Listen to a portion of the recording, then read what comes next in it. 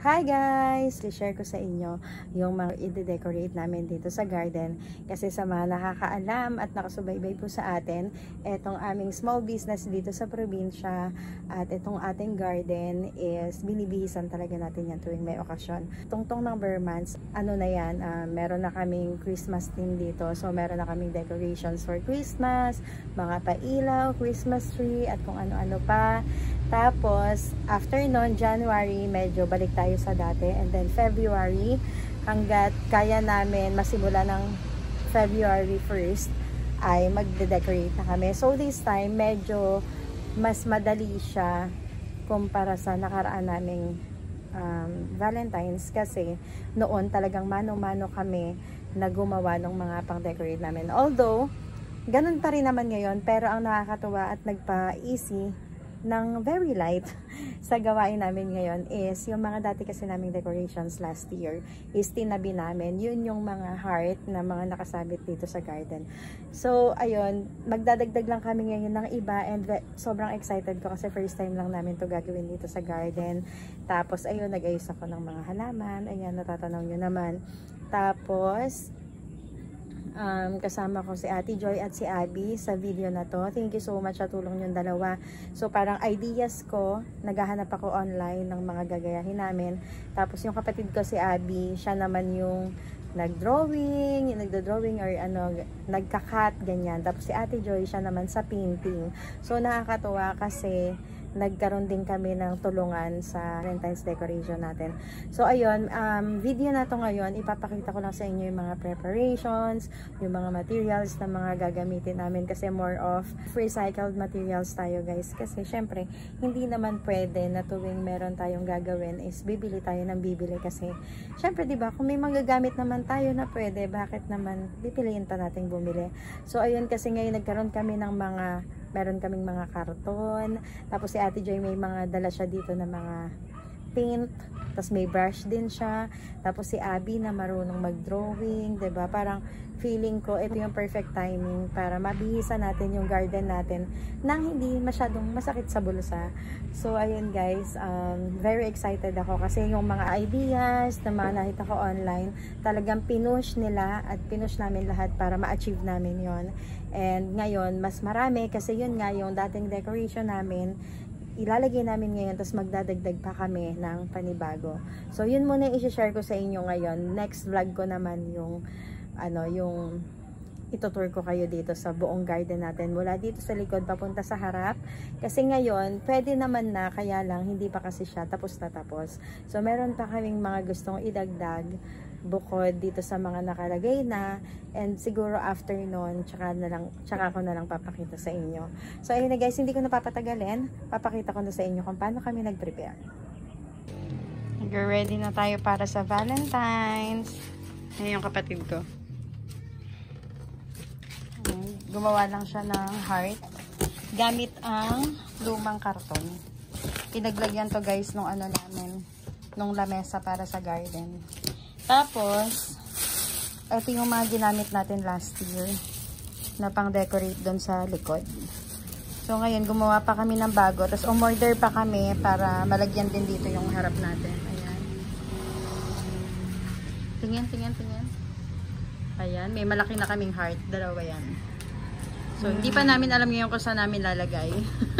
Dalawa na yan. Ayan, nice. Ang laki. Ganda. Natali namin yung mga dati naming decorations. Pero ngayon, dito naman tayo sa harap mag-design. So, pati sa likod maglalagay tayo. Pero, dumami na siya kasi marami tayong aayusan dito guys sa harap. Labasan ng talent. Ayan na yung kinat na heart ng kapatid ko. Tapos si Ate Joy naman ang nagpipaint ng red. Ito ang kanyang abubot. Yan, daming paint. Sana kasya. Kasya, madaming red. Mabuti na lang guys, mga creative ang mga kasama ko sa buhay. Ayan, may mga natira pa kaming hearts. Tapos may mga parating pa kami para naman to sa backyard natin. Doon naman natin lalagay.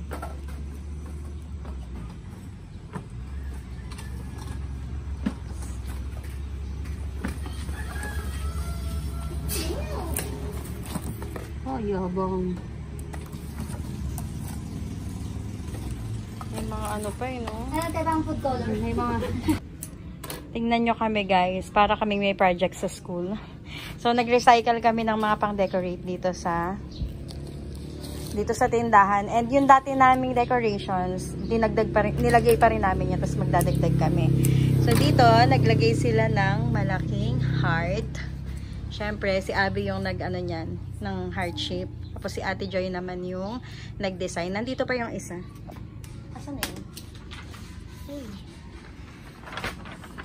Ay, sorry na.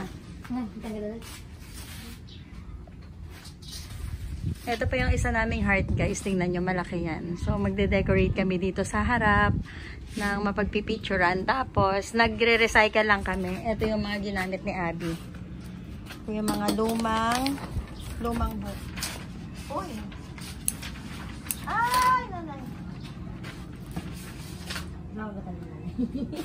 meron lang kami ditong libro. Ayan, pinaglumaan to ni AJ.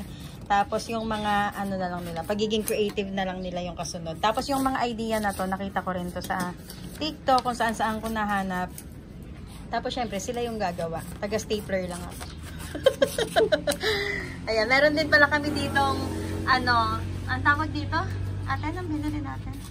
Yung tali yan, pambalag. Leteng. Leteng. Ayan, leteng yung tawag dyan. Tapos ngayon, nagamit namin siya hindi sa gulay. Sa mga anik-anik namin dito sa dito sa tindahan. Tapos meron pa kami ditong cartolina. Pero hindi pa namin alam kung para saan to. And tingnan nyo guys yung ginawa nila dito. Ano lang yan, lumang karton. Ate, pakita mo nga po yung likod. Ayan, lumang karton. Pinaglagyan pa yan nung ano namin, lamesa. Tapos, nilagyan na lang nila ng design na pinagugupit-gupit na libro pa din, yung pages ng libro. Tapos, nilagay nila doon. Ginawang paribo ni Abby. At in-stapler ni Ate Joy. Tigay baliktad talaga. Yan. Yan, ko pa nagpuparang. Diba? Share ko sa inyo kapag ano na kami dito. Nakapag-decorate na sa tindahan. Para yung ganto-ganto yan. So, pag very busy at the moment. Meron na kaming mga nilagay dito guys na mga hearts, kaya lang sa lakas ng hangin. Ayan, nakakapit na sila sa kahoy. So ito, busy-busy yan si Ate Joy. Hi Ate Joy. Thank you. At si Abigail. Na magbe-birthday bukas. Shower out. Happy birthday. Thank you so much. Last mo na yan, charot. Guys, gawa pa tayo dito ng isa pang photo booth. Oh, taray ng photo booth. Ayan, katulad lang yan nung nasa harap. Tapos, dyan po pwesto yung magpipicture. Tapos, dito sila makikita. Ayan. And lalagyan pa namin yan ng mga design. Naayusan ko pa rin yan ng mga halaman. And then, shout out muna kay Ate Joy. Ate Joy, huwag ka masyado seryoso. Thank you. Kami ang nagkakarpintero dito, guys. At ginagawan lang namin ng paraan yung mga materyales namin na recycled. Tingnan nyo yan guys. Mga karton-karton lang yan. Tapos yung mga natira naming decorations pa, yung mga nilagay dito, yun yung mga i-design namin dun sa heart na yan. So yan.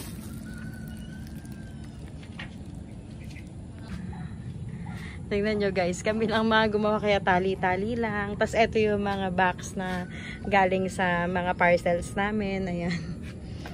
Tapos ayun, ito yung itsura niya dito sa loob.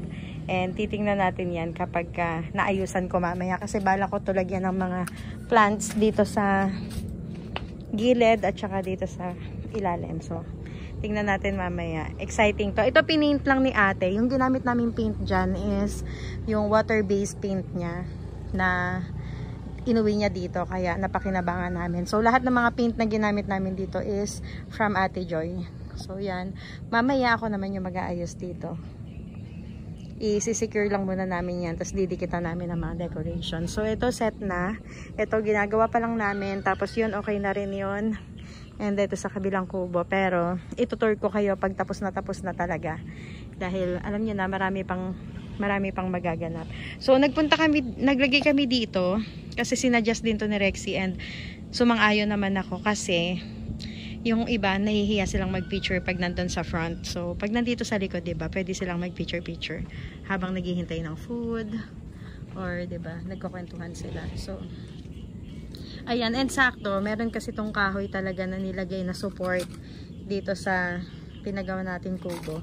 And doon namin ni Ate Joy ginawa ng paraan para magkasya yung karton. Ito talaga guys yung pinaka importanteng gamit namin, yung Pringles. Puro babrat. Tingnan natin yung laman. Pakita mo yung laman para yan, iba't ibang brush. So yan, magpipaint pa. Pipaint pa to ni Ate Joy. Ito kasi itatago talaga namin to, kaya lang hindi kinaya guys dahil masyadong makitid yung namin, karton. Diba?